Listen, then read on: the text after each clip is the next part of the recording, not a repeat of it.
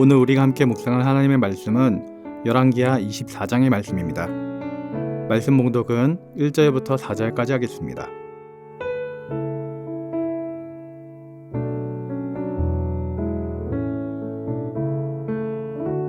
여호야김 시대에 바벨론의 왕 느부갓네살이 올라오매 여호야김이 3년간 섬기다가 돌아서 그를 배반하였더니 여호와께서 그의 종 선지자들을 통하여 하신 말씀과 같이 갈다의 부대와 아람의 부대와 모압의 부대와 암몬 자손의 부대를 여호야김에게 보내 유다를 쳐 멸하려 하시니 이 일이 유다의 임함은 곧 여호와의 말씀대로 그들을 자기 앞에서 물리치고자 하심이니 이는 므낫세의 지은 모든 죄 때문이며 또 그가 무지한 죄의 피를 흘려 그 피가 예루살렘에 가득하게 하였음이라. 여호와께서 사하시기를 즐겨하지 아니하시니라. 아멘.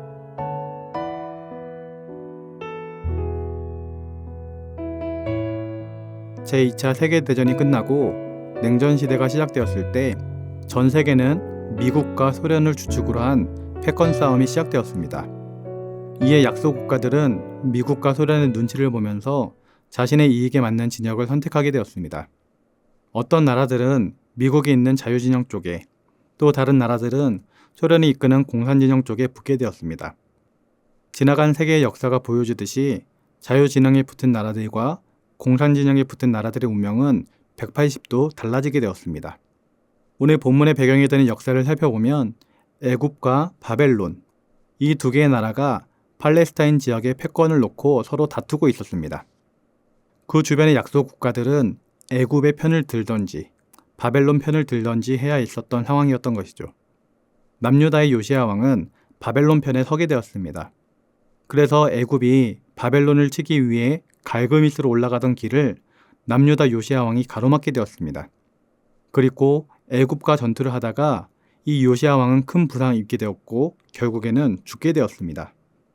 이에 백성들은 자신들의 왕을 죽인 애굽에 대한 격한 감정을 갖게 되었고 반애굽 정책을 펼친 요시야 왕의 둘째 아들 여호아하스를 왕으로 삼게 되었습니다. 반애굽 정책을 가진 여호아하스가 남유다의 왕이 되었다는 소식이 애굽에 전해지자 애굽의 왕 바로는 여호아하스 왕을 붙잡아 애굽으로 끌고 갔습니다. 그리고 동시에 친애굽 정책을 펼친 요시야 왕의 장남 여호와김을 왕으로 세웠습니다. 시간이 흐를수록 바벨론의 세력이 점차 강해졌고 결국 바벨론은 남유다까지 침범하게 되었습니다. 이로 인해 여호야김은 어쩔 수 없이 바벨론 왕 느부갓네살을 섬기기로 조약을 맺게 됩니다. 그러나 본래부터 친애굽 정책을 펼치던 여호야김은 3년 만에 바벨론 왕을 배신하고 다시 애굽 편에 붙게 됩니다.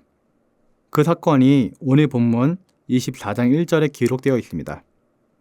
여호야김 시대에 바벨론의 왕 느부갓네살이 올라오매 여호야김이 3년간 섬기다가 돌아서 그를 배반하였더니. 그러나 여호야김은 시대를 잘못 판단했습니다. 애굽은 지는 해였지만 바벨론은 떠오르는 태양이었기 때문입니다. 이 잘못된 선택은 엄청난 결과를 가져왔습니다. 2절 말씀을 보면 갈대아 부대, 아람 부대, 모압 부대, 암몬 부대가 다 남유다를 치러 오게 되는 것입니다. 결국 남유다의 여호야김은 바벨론에 끌려가게 되었고 그의 아들 여호야긴이 유다의 왕이 되게 됩니다. 지금까지 말씀드린 것이 남유다의 역사 중의 일부분입니다. 어떻게 보면 남유다 왕의 잘못된 선택으로 인해서 계속해서 왕이 바뀌고 나라가 힘들어지는 것처럼 보입니다. 하지만 성경은 이와 같은 일들이 일어난 모든 역사가 하나님의 주권적인 뜻에 의해서 이루어진 사건이라고 말하고 있습니다. 오늘 본문 열왕기하 24장 3절입니다. 이 일이 유다의 임함은 곧 여호와의 말씀대로 그들을 자기 앞에서 물리치고자 하심이니 이는 므낫세의 지은 모든 죄 때문이며. 즉 겉으로 볼 때는 인간 역사인 것처럼 보이지만 실제로는 역사를 주관하시는 하나님에 의해서 인류의 역사가 펼쳐지고 있었던 것입니다. 하나님께서는 이스라엘뿐만 아니라 모든 열방, 모든 나라들을 다스리고 있습니다. 여호야김은 바벨론을 배반하고 애굽을 택하면 남유다가 화에서 벗어날 수 있을 것이라고 생각했습니다. 그러나 하나님께서 정하신 심판을 피할 수는 없었습니다. 아무리 강해 보이는 힘과 권력도 주권자이신 하나님에 의해서 다스림을 받게 됩니다. 따라서 여호야김이 선택해야 했던 것은 바벨론도 애굽도 아니었습니다. 그는 역사의 주관자가 되시는 하나님을 붙잡았어야만 했습니다. 하나님께서 역사의 주관자가 된다는 말이 우리에게 어떤 의미를 가져다 줄 수 있을까요? 예를 하나 들어보겠습니다. 소설 속의 주인공은 위기에 처하면 두려움을 느끼고 죽을 것이라고 생각을 합니다. 그러나 펜을 들고 소설을 쓰고 있는 작가는 주인공을 살릴 수도 있고 죽일 수도 있는 권세가 있습니다. 소설 속의 주인공은 작품이라는 시간과 공간에 갇혀 있지만 작가는 다른 것입니다. 작가는 주인공의 시간을 과거, 현재, 미래를 다 통틀어 볼 수 있고 또한 주인공의 삶에 일어나는 모든 사건과 상황에 관여할 수 있습니다.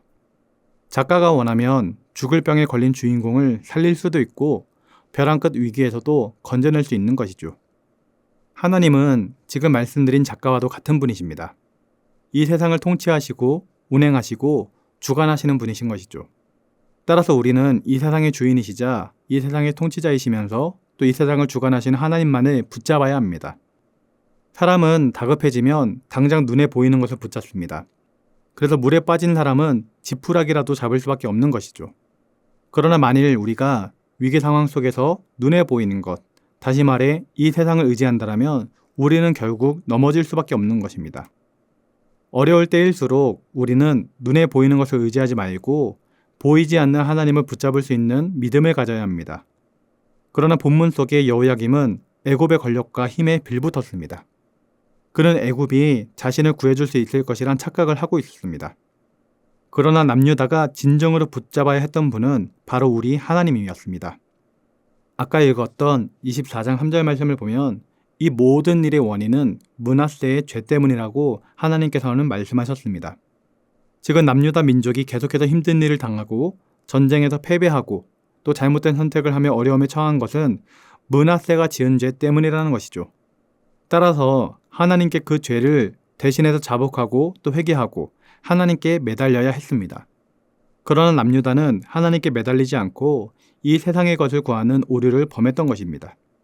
여러분, 우리를 구원해 줄 수 있는 유일한 분은 온 세상을 주님의 뜻대로 다스리시는 하나님 한 분밖에 없습니다. 오직 하나님 한 분만이 역사의 주인이십니다. 따라서 우리는 지금 우리 인생에 일어나고 있는 모든 상황도 여전히 하나님께서 주관하고 기다라는 믿음을 가질 수 있어야 합니다. 그러한 믿음이 있을 때 우리들은 더 이상 어떤 고난도, 어떤 위험도 두려워하지 않을 수 있게 되는 것입니다. 사랑하는 성도 여러분, 우리가 두려워할 것은 세상의 권세나 힘을 가진 자들이 아닙니다. 그들도 결국 역사의 주인 되시는 하나님 앞에서 콧바람에 날리는 먼지와 같을 뿐입니다. 이 세상은 힘의 논리가 지배하고 있는 것처럼 보일 수 있지만 이 세상은 역사의 주인 되시는 하나님께서 다스리고 계신 것입니다. 오늘 이 하루를 살아갈 때 우리 삶 속에 여전히 역사하고 계신 주님의 주권을 인정하며 하나님의 선하신 뜻이 우리의 삶 속에서 이루어지는 삶을 살아가시기를 주님의 이름으로 기도드립니다. 기도하겠습니다.